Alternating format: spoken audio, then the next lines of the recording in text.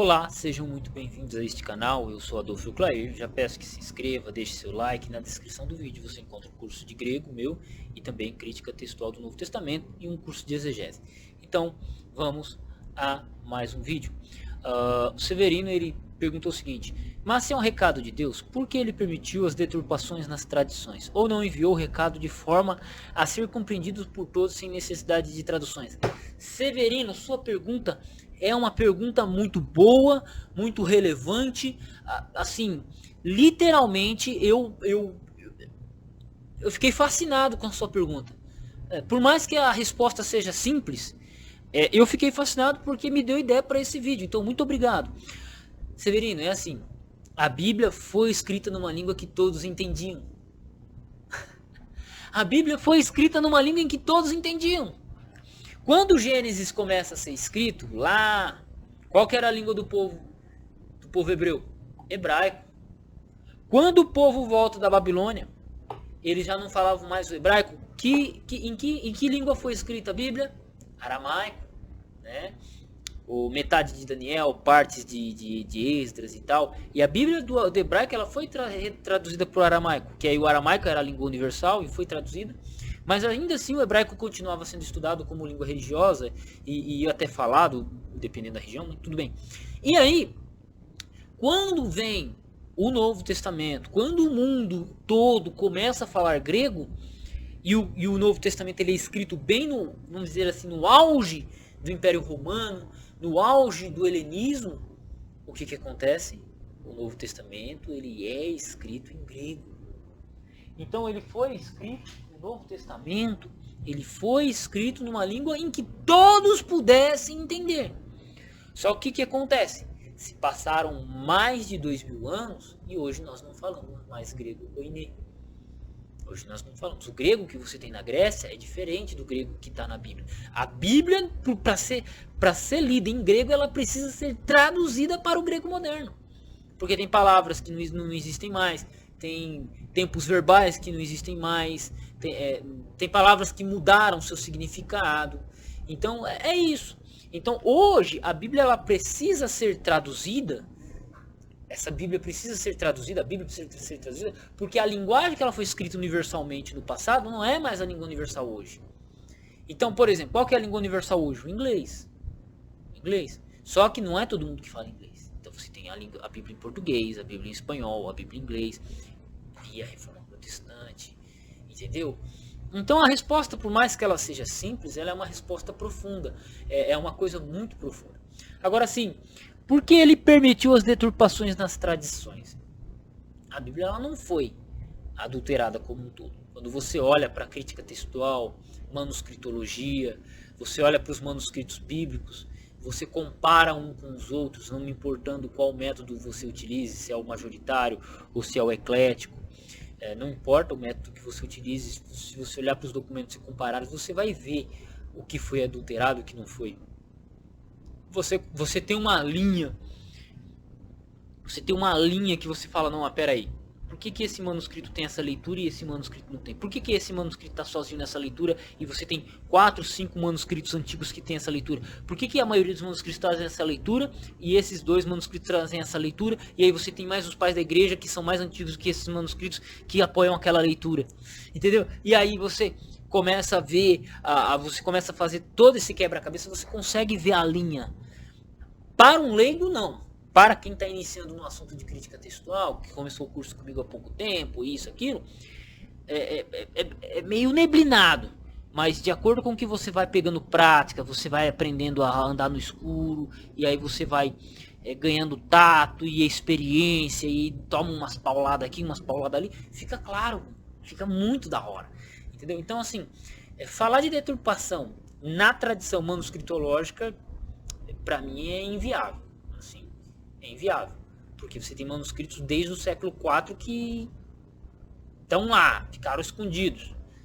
Entende? Você tem uma longa transmissão do texto grego, em grego, falado em grego koiné, escrito e transmitido em grego koiné no Império Bizantino, que foi até 1453. Então, você tem manuscritos que ficaram guardados, antigos, e você tem manuscritos que foram transmitidos, copiados e recopiados. E aí você compara eles, a diferença é irrisória.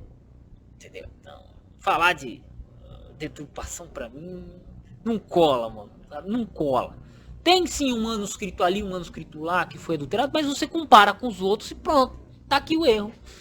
Tá resolvido, entendeu? Por isso que é importante um curso de crítica textual. Link na descrição. Link na descrição, irmão. E entende?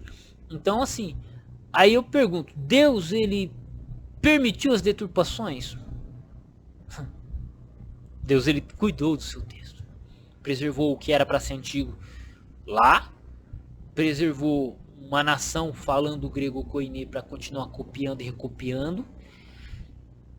Espalhou o texto bíblico, foi espalhado por todos os lugares do mundo. Aí ninguém podia chegar e meter fogo ou adulterar uma passagem, porque quando a gente olha para o mundo antigo não era possível você controlar todas as cópias existentes. E aí, bicho, aí você começa a falar, pô, isso aqui não é uma farsa. Só que assim, muitas vezes tentam te passar a imagem, e aí é o perigo, de que a Bíblia foi adulterada. Aí eles pegam um manuscrito, 2 manuscritos. Não, porque 2 manuscritos. Ah, tá bom, não. E os outros 5.800?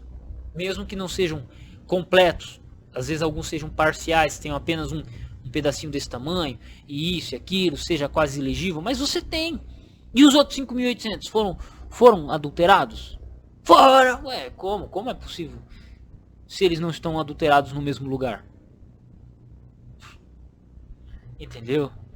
Então, quando você olha para a transmissão do texto bíblico, ela não foi adulterada. Como um todo. Era impossível. Lembrando que até 50 anos atrás nós não tínhamos internet. Até 500 anos atrás, até 200 anos atrás, a gente não tinha máquina a vapor.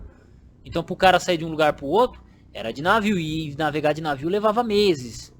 Você ir de um lugar para o outro era a cavalo. Então, o que a gente roda hoje, se eu pegar minha bis hoje e rodar o dia inteiro com ela, eu rodo quase 1.000 quilômetros no dia com a minha bis.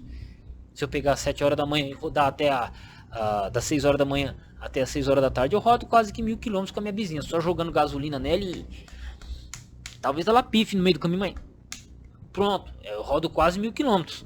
1.000 quilômetros a pé ou a cavalo há 200 anos atrás, você só caminhava, você levava 20 dias. O cavalinho ia rodar 50 km por dia no máximo. 20 dias para rodar o que eu rodo num dia, entendeu? Então, o processo de você caminhar, o processo de você carregar, de você levar informação era completamente diferente. E você não tinha um controle unificado. Ah, mas e a Igreja Católica? Não, a Igreja Católica ela não tinha controle.